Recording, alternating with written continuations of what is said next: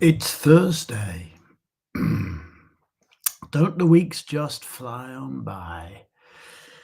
I had quite a busy day yesterday, but mid-afternoon I went for a walk, as I always do, down to one of the beaches. One of the advantages of living on a rocky peninsula is that there's small coves and bays and rocky inlets in all directions, pretty much. I went to the closest beach over the hill out of the village and down to the sea. I sat for a while on the beach and watched the waves come in rough. There's been a storm out in the Atlantic, obviously. Rough waves coming in. And then walking home, my head mulling on what I'd been working on. My eye was suddenly grabbed by 50 yards ahead of me. A fox walked out from the hedge on one side of the road and passed into the hedge on the other side of the road.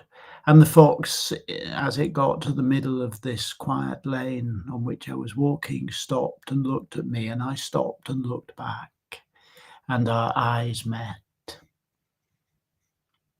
And immediately, of course, I began to wonder what life for the fox was like, what the fox could see when it looked at me. I began to try to understand the fox. The fox presumably did not try to understand me. It saw that I was not an imminent threat, but nor was I interesting, and so it turned back and carried on across the lane, disappeared into the thicket by the side. By the time I reached where he or she had been, there was no sign of it. Immediately my mind began to work on what could it mean? What could it represent? What does it symbolize? How could I write about it? How could I make meaning from it? Immediately use this encounter with a wilder world somehow to enhance my understanding or to communicate with other humans. I wonder. I'm reading a book at the moment which suggests a sort of a relationship between the home, the field, and the wilderness. The home is where we are safe and aware, and we are who we are. And the wilderness is that which we cannot know, and the field is where the wild and the human meet.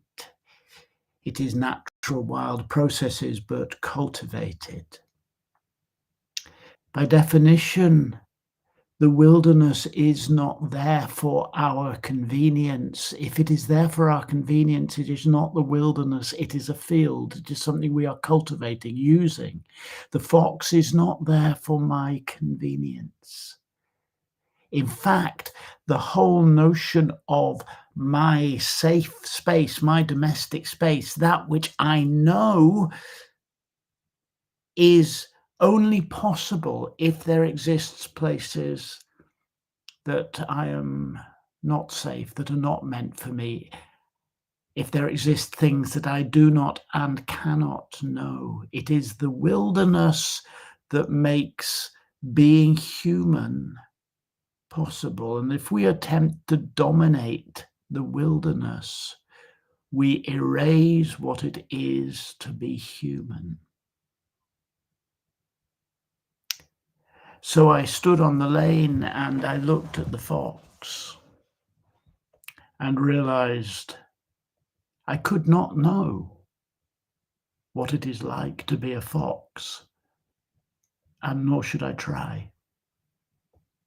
The fox is the fox, and in its existence lies mystery, and in that mystery lies my ability to explore and to think and to wonder and to live in awe of the power and the extraordinary diversity of the wild.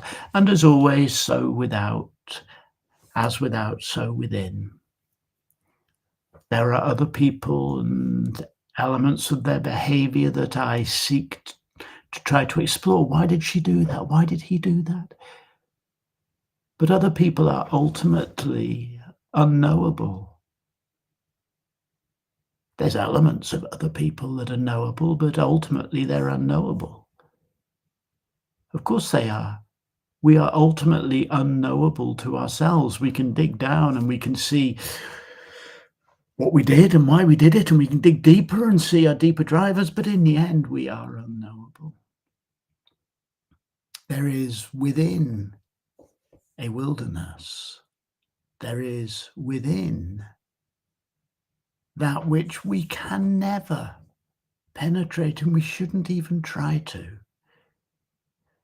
So where does this go? It goes to a big question which came to me from that fox, which is, can we abandon this obsessive need to try to understand everything, to dominate the world by our rationality, and instead let things be?